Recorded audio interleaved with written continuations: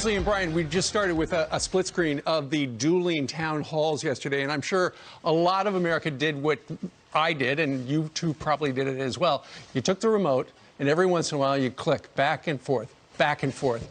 And what I noticed was the more I did it, the more it became one TV show that I was kind of producing myself. And as it turns out, I would call this TV show Grillin' and Chillin', because over on NBC, Savannah was grilling the president, and over on ABC, George was just chilling with the former vice president, taking their time. Just, you want to answer this? Okay, here's a question. It's an easy one. The president definitely got a debate yesterday, didn't he? Yeah, there was some intense interrogation going on and a lot of interruptions.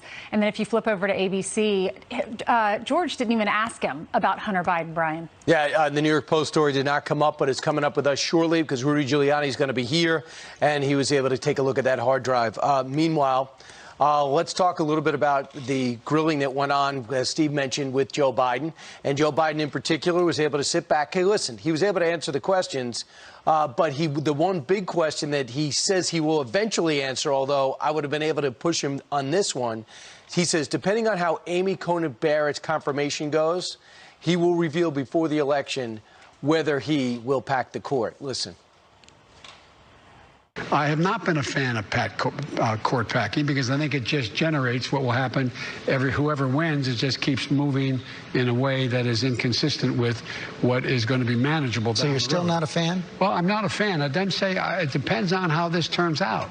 Not how he wins, but how it's handled. How it's handled. I mean, it depends on how much they rush this. If they vote out before the election, you are open to expanding the court? I'm open to considering what happens from that point on. But don't voters have a right to know where you stand? They do have a right to know where I stand, and I'll have a right to know where I stand before they vote.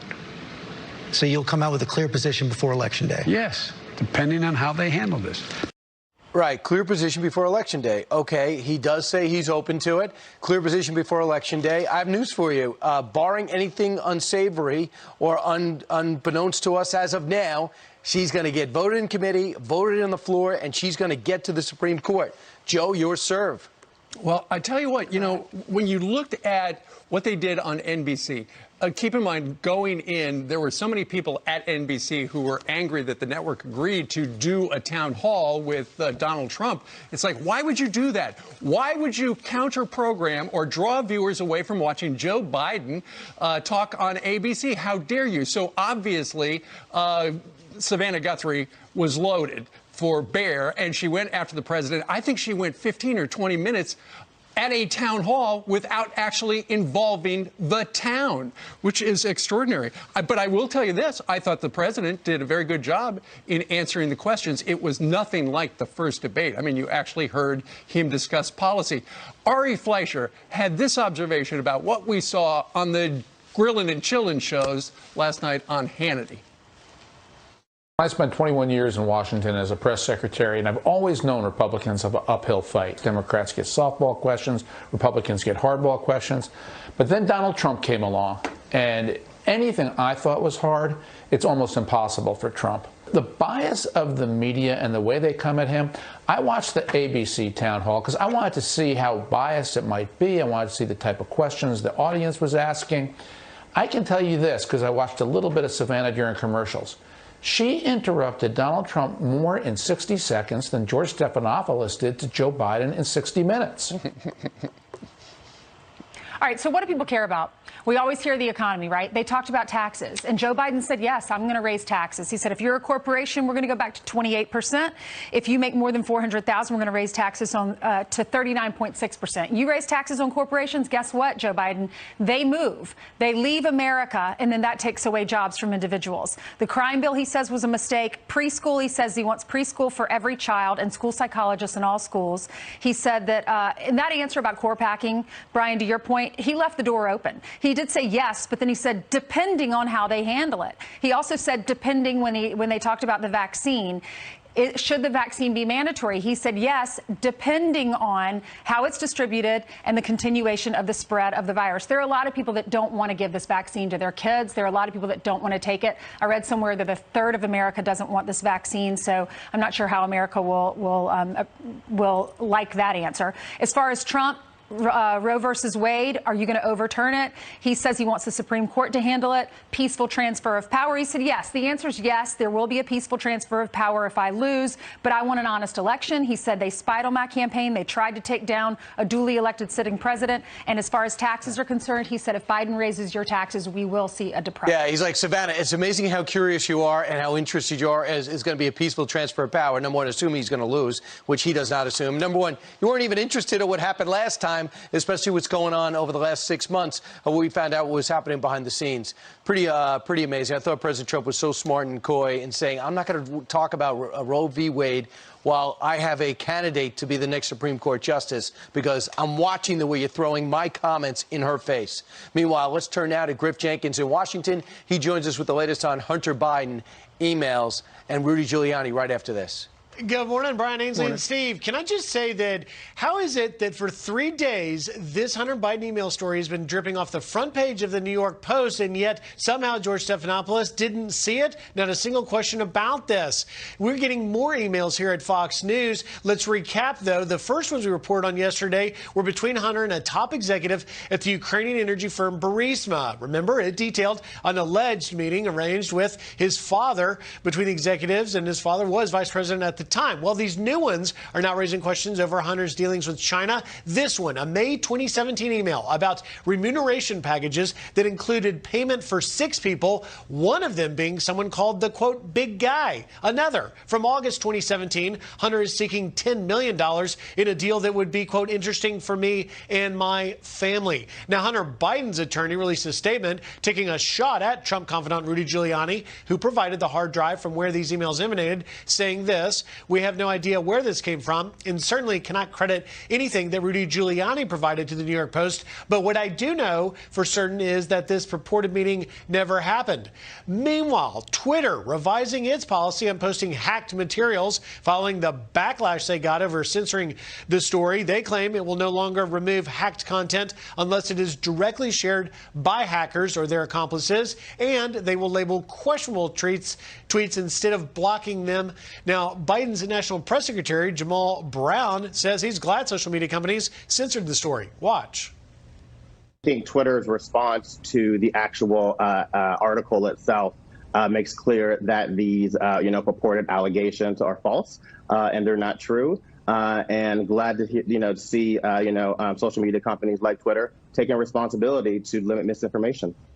And more reaction on Capitol Hill. We told you yesterday the Senate Homeland Security Committee is looking into this, investigating it. Now a group of 19 House Republicans sent a letter to FBI Director Chris Wray demanding answers and wondering why the American people were left in the dark when the New York Post knew this. Brian, Ainsley, Steve? All right, Griff, thank you very much. The New York Post knows about that because they wound up getting copies of things from that man over there, Rudy Giuliani, the president's personal attorney and former mayor of New York City. Mayor, good morning to you. Good morning. How are you? We're doing okay. We're just sorting through these many new emails. There's plenty to go through, including as oh, my gosh, about 10,000 more, yeah. Well, you would know because you've got them. Griff was just talking about how it sounded like Hunter was trying to get a deal with a Chinese energy firm, and then in another one back in 2017 sent by Robert Biden, and we should say that is what these are believed, involves a deal where it appears Hunter is asking for $10 million a year. It seems as you are the source of these emails, right? Well, not really. The source of the email is a merchant, a guy who repairs hard drives that Hunter Biden left it off with. He's actually been interviewed by the press and affirmed that. He had them for quite some time, and he actually turned them over because the FBI had them for 6 months and done nothing with them. And then he was quite upset with the coverage, the kind of coverage you're describing tonight, about how this morning rather, about how unfair it was. He happens to be a fan of mine, unlike Biden's attorney, and thought I was being treated very unfairly. Yeah, so he called my lawyer, and he said, I have a group of emails that are shocking to me, and display right on the face of it a number of federal crimes. And I'm even a lawyer. Yeah. So my lawyer went down there. He vetted him for 2 weeks, actually. And I emphasized to you how this is authenticated. First of all, I did, and my lawyer did. Okay, you don't have to accept that. I gave them to the New York Post, and they held them for a week and authenticated them. I mean, I don't think the New York Post would publish them without being absolutely certain they're authentic. Finally, they don't even dispute that they're authentic, and I'll give you the best one of all. The big mouth lawyer made a very big mistake. Before this was even out, when it was just they were called about it, first thing he does is call that merchant, and he says, "Can I have my client's hard drive back?" So he's basically admitting for his client, as his client's agent, that's Hunter Biden's hard drive. And if you would like to send a representative of your show to my office, I have you take a look at it. You tell me if it isn't authentic. It's authentic as hell. Some of those pictures on it can only have come from him. And I'll tell you why I know it for sure. I have about 10 pieces of confidential information nobody knows, except me and Hunter Biden. Kept it that way. You know, I investigated cases for 50 years. Every one of those hits the mark.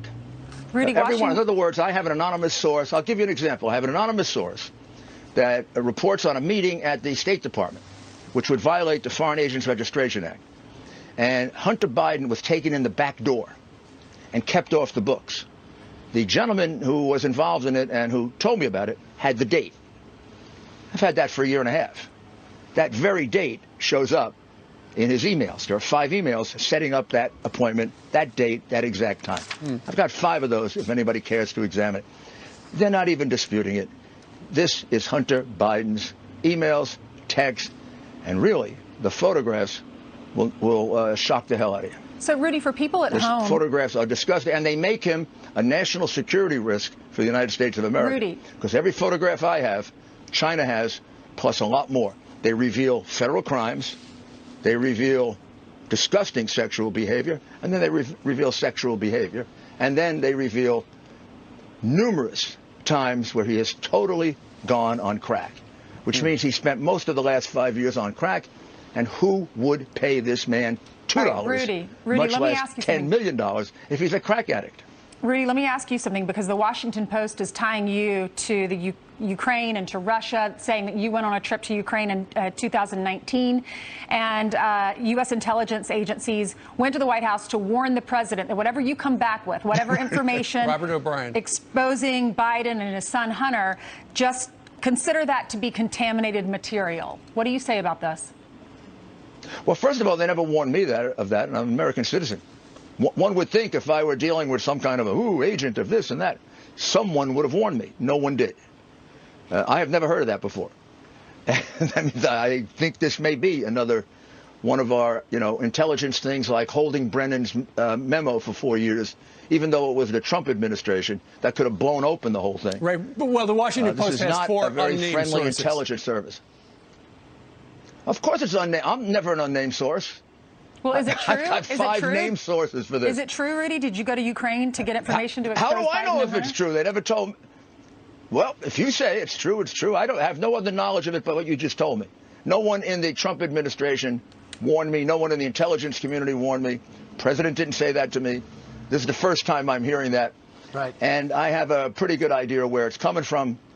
And these are people who are trying to tear down Donald Trump and destroy his presidency and from Mr. Mayor, inside the intelligence community, of which there are many. And Mr. Mayor, what's next? Do you have anything in those emails tying Joe Biden to Hunter's international business?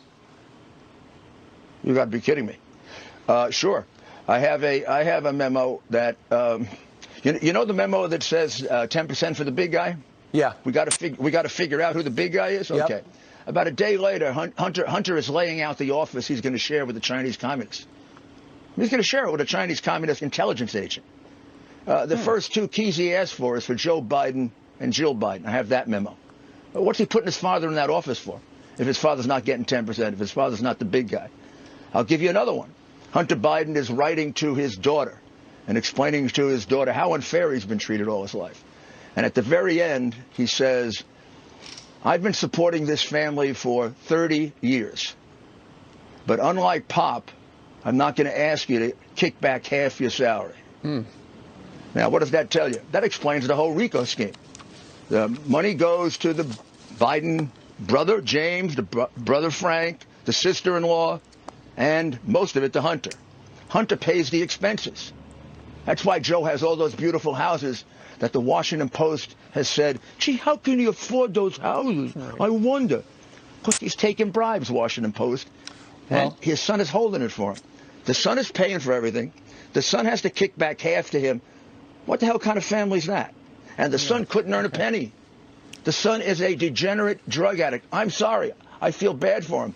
But you ask this question, why did Joe put his son in that position? A drug addict just thrown out of the Navy, in and out of rehab 6 times, taking drugs while he's in rehab. And he puts him in business with 4 of the most crooked people in the world. Well, now that's got to be stupidity or greed. Mr. Mayor, you've made, you brought up a lot of allegations. We look forward to looking into them some more. No, they're all in emails. Look at them. No, I understand. Maybe we'll come over to your office. We'll all be socially distanced. And you send somebody over, and they can go through the whole thing. And if there's 1 or 2 things I can release, I'll give it to him. All right. I got to call my source. He's been pretty easy on it so far. All right. Good enough. Rudy, thank you very much for joining us live. Thanks, Rudy. Thank you. All right. I've never been more optimistic about the prospects for this country than I am today. We got to heal this nation because we have the greatest opportunity of any country in the world to own the 21st century, and we can't do it divided. We had the strongest economy in the world. We closed it up. We are coming around the corner. We've rebuilt our military. We've rebuilt our borders. And we created new levels of jobs that nobody thought was possible. And next year is going to be better than ever before. Well, President Trump and Joe Biden participating in dueling town halls last night instead of the head-to-head debate that they were supposed to have. So with 18 days until the election day, what impact could last night's events have? Joining us now with insight, pollster and president at Maslansky and Partners, Lee Carter. Hey, Lee. Hey, great to see you. Hey, good to see you, too. So where do we stand right now? We're a little more than 2 weeks out. We're a little more than 2 weeks out, and the numbers don't look great polling-wise for the president. He is down about 4.9% in the swing states and over 9% overall. That said, I wouldn't be totally discouraged if you're a Trump supporter for a couple of reasons. Number one, this is very similar to the numbers and how they looked in 2016. Hillary Clinton was ahead by more than 5 points at the same time in 2016, and Trump still narrowed the gap. The other thing that I'm seeing is that in the states where he's visited in the last week, we've started to see momentum in the polls. So if you look at Florida, for example, where he spent some time this week, he started to narrow in the polls. You look at Iowa, he started to narrow in the polls there. And that's, I think, a really, really big deal for him. The other thing is you have to look at the polls and how they're weighted. And by that, I mean the numbers of people that they're talking to. Numbers of people they're talking to is equally represented between Republicans, Democrats, and independents. And that's simply not the way people turn out and vote. So you've got to look at them with a little bit of weight and a little bit of, they're going to end up leaning a little bit more than you would think towards Donald Trump. And then ultimately, this is going to come down to the undecideds. And in these polls, what you're looking at is, depending on the poll, you're looking between 6 and 11% of people are still undecided in how they're going to vote. A lot of people don't believe that's possible. How could that be the case? The answer to that is really, really simple. There are a number of unanswered questions about both candidates that are important to undecided voters. So, Lee, we didn't get that second debate. How do people feel about that? Are they upset about it? Or when you mention undecided voters, are most people, have they already made up their mind? You know, I think a lot of people are upset about it. And I think many people are upset that that the town halls happened at the same time last night. They felt like it was disrespectful, and it didn't allow people really to get a choice unless you recorded one and watched them, one after the other. I think it's also going to be interesting to see the ratings, to see who tuned into which. I think that's going to be telling. The undecided voter is going to play a very significant role in this election, and they're not given the opportunity to hear from both candidates at the same time, and I think that's really, really unfortunate. The unanswered questions that are out there about these candidates are really, really significant, especially when it comes to Joe Biden. Last night, he talked about stacking the court. He didn't really answer the question. He said he thinks he's going to give an answer. That was a big problem for undecided voters. People are also really concerned about Joe Biden. Is he going to go far to the left? He said he's not, but people are still not sure exactly what he's going to do. There's some significant questions about Joe Biden. A lot of people want to know, is he going to shut down the economy again? If things get bad, are we going to find a reasonable way to stay open? That's very, very concerning to voters. Now, on Donald Trump's side, there's some concerns as well. A lot of voters that are undecided want to know what he's going to do with health care. He hasn't made that case.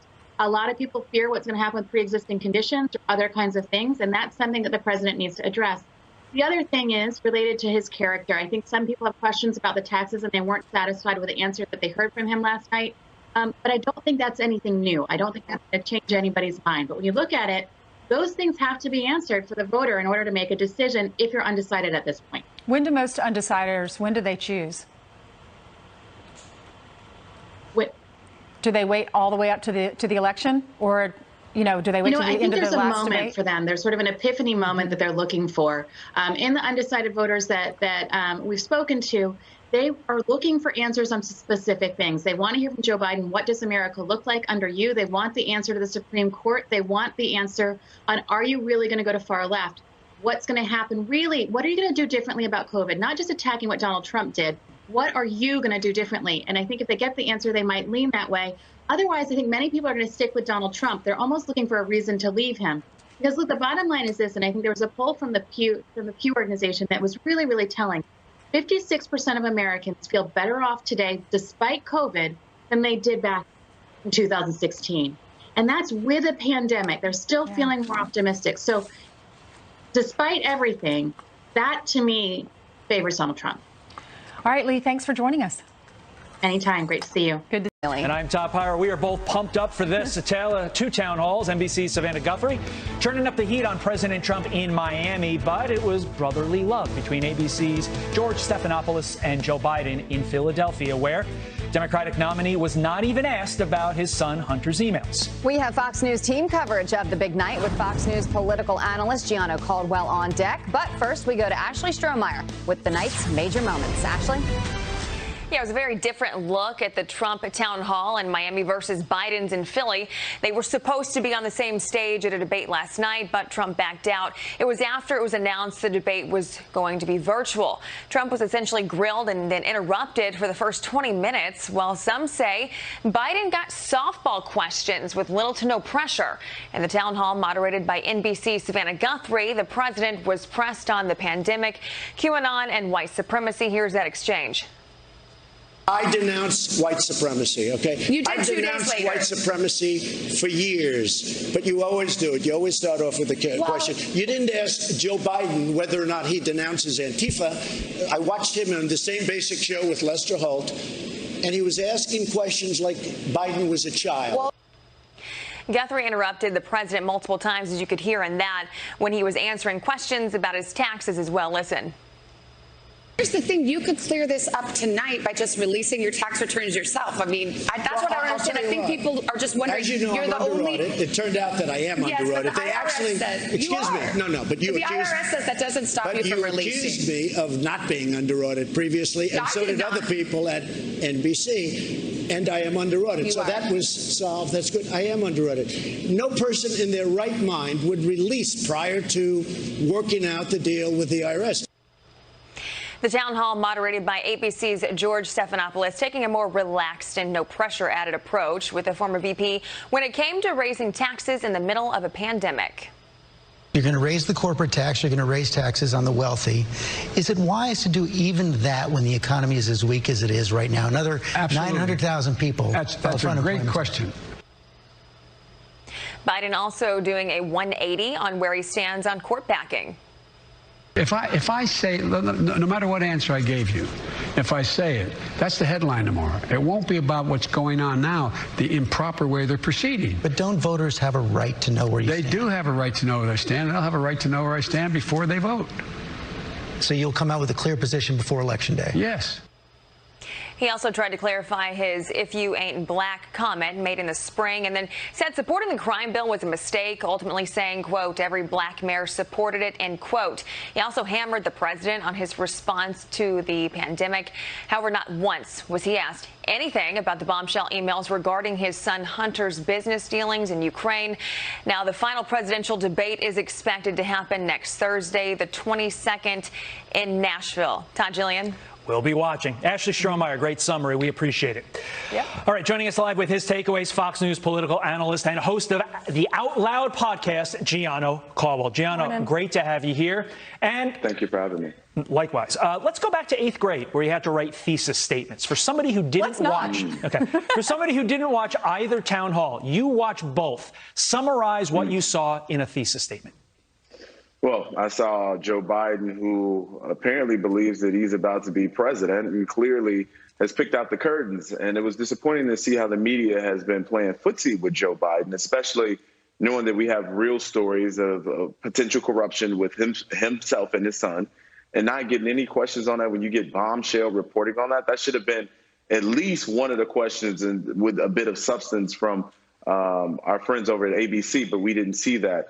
On the other hand, we see President Donald Trump, who was really debating on NBC, and I'm not sure who's going to win that race, but certainly President Trump did do a better job than he did in the first debate, so I was pleased to see that. He did condemn white supremacy, which I appreciate from him as well, so we can move on that front. But I think that what's become very problematic is what we've seen on social media with Twitter and Facebook, what we've seen with the mainstream media really handing or at least trying to hand an election to Joe Biden. And I think that's something that as a country, whether you be Democrat or Republican, we should all be concerned about. It's going to be interesting to see the ratings from these two town halls and see who was watching which one. Gianno, let's talk about this for a second, because Joe Biden was asked about the crime bill. Take a listen to what he had to say. An awful lot of people were jailed for minor drug crimes. Was it a mistake to support it? Yes, it was. But here's where the mistake came. The mistake came in terms of what the states did locally. What we did federally, we said it was, you remember, George, it was all about the same time for the same crime. Okay, now, Gianno, a Biden team member did come out and clarify what Biden was talking about in regards to this. And this tweet reads, quote, VP Biden was talking about the 86 crime bill. That's the one that included mandatory minimums for drug offenses. In fact, the 1994 crime bill did not, which was what VP and George were discussing. Your reaction to that conversation and I guess the mix up there? Joe Biden has flip-flopped on this issue more times than Gucci sandals in Miami. I mean, this guy has had a position of, oh, it was great, and the federal part of it wasn't all that bad. It was the state. So he said that, but he's also said other things. The interesting part about it is what people don't understand is the 94 crime bill had truth in sentencing laws, which incentivized the states to come up with their own similar legislation to lock up as many people as possible. So when we look at the fact that there is police brutality in our country, people have to understand the reason why. And part of the reason why is because of the crime bill. There was this tough on crime mentality, which I have nothing wrong with law and order. But at the same time, when for example, the 86 crack laws, which Joe Biden again wrote, when you have this major disparity when it comes to treatment of individuals based on color, you can't consider that anything but racist. So when people say institutional racism doesn't exist, I point directly to the crime bill and say, I think that you're wrong. So we've been talking about these issues on my podcast, Out Loud with Gianno Caldwell. I encourage people to subscribe, of course, and listen. But this is a major issue that he's never corrected. And seemingly the only time that he's really answered questions on this a little bit is when he decided to run for president. He's been building his candidacy right now on the backs of black lives that seemingly didn't matter to him in 1994. And I want to stay on the topic of race here for a moment. Biden was pressed on that "you ain't black" comment. Here's his response. Besides "you ain't black," what do you have to say to young black voters? In addition to dealing with a criminal justice system to make it fair and make it more decent, we have to be able to put black Americans in a position to be able to gain wealth, making sure that we in Title I schools increase the funding for them, bring in social workers and school psychologists. Hey, do you hear what you needed to hear? I think so. Gianno, I'm going to ask George's question. Did black America hear what it needed to hear? No. Joe Biden's candidacy is an insult to black America, and I'm going to be honest with you about that. That's how I personally feel. So many other people feel that exact same way, and that's why I think that especially black men, President Trump is going to do much better than he did in 2016. I mean, the numbers are going to be fascinating when this all shakes out. Gianno, we always appreciate your honesty and your insight. Thanks for getting up with us this morning. Check out his podcast. Thanks, Gianno. Out Loud with Gianno Caldwell. And during Biden's town hall, he was never asked about his son Hunter's alleged emails about overseas business dealings. Fox News obtaining those alleged emails showing the former vice president's son sought millions from a Chinese firm. Griff Jenkins live for us in Washington with the very latest. Griff, good morning. Good morning, Todd and Jillian. Yeah, this has been slow dripping off the front page of the New York Post for 2 days. You would think Joe Biden would have been asked by now, but I guess not. Yesterday, Fox News did obtain several of these emails, some purportedly between Hunter and a top executive at the Ukrainian energy firm Burisma, detailing an alleged meeting arranged with his father, who was vice president at the time. And now these newest ones raising questions about Hunter's dealings with China. A May 2017 email is about remuneration packages that includes payment for 6 people, one of them being someone called, quote, the big guy. Another from August 2017, Hunter is seeking some $10 million in a deal that would be, quote, interesting for me and my family. And while Joe Biden was not asked about this, President Trump hammered the news on the campaign trail yesterday in North Carolina.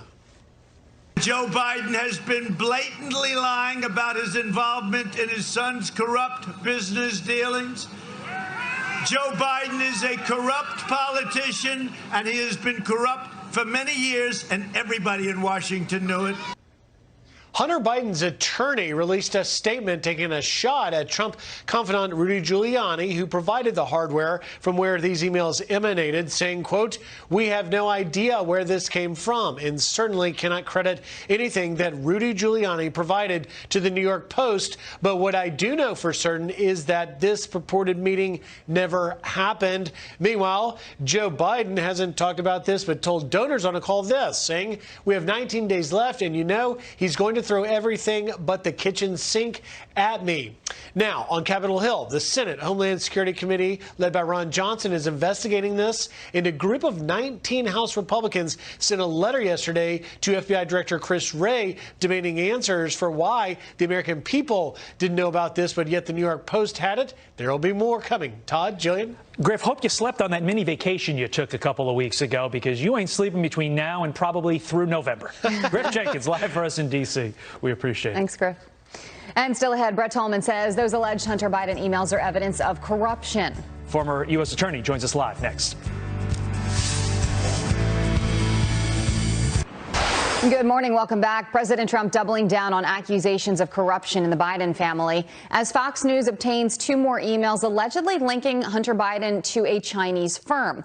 Republicans want those emails and potentially the Biden family investigated.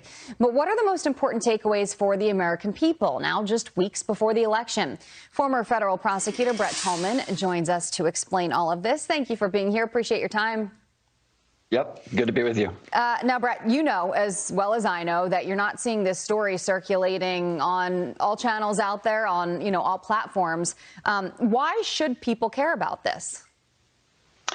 You remember when Vice President Biden said, the thing? Well, as a prosecutor, any federal prosecutor looking at the emails that are being uncovered, we know what the thing is. The thing is called corruption.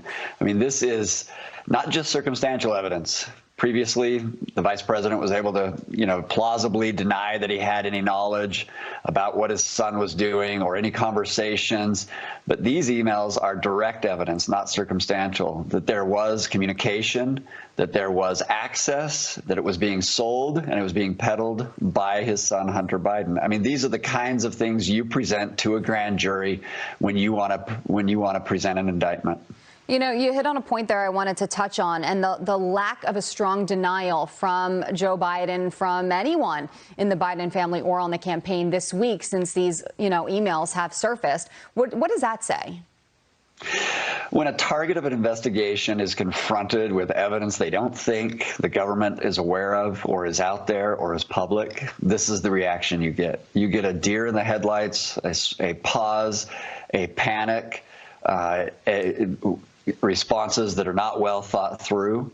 This is what's happening in the Biden camp right now, because these emails do not just allege that there was, a one-time instance, but you have to combine it with the text messages that have been uncovered between Hunter and his sister that seem to outline a long-standing, perhaps even 30-plus years of corruption, where Hunter Biden brings in money, conveys access or other privileges that would not be available without payment, and then funnels that money to his father. It's going to be interesting to see, what else comes out from this and to see where this goes from here. Let's talk about this for a second. Senate Republicans call on Twitter and Facebook, their bosses, to testify amid censorship claims. You saw this, the fallout of this the other day, especially on Twitter.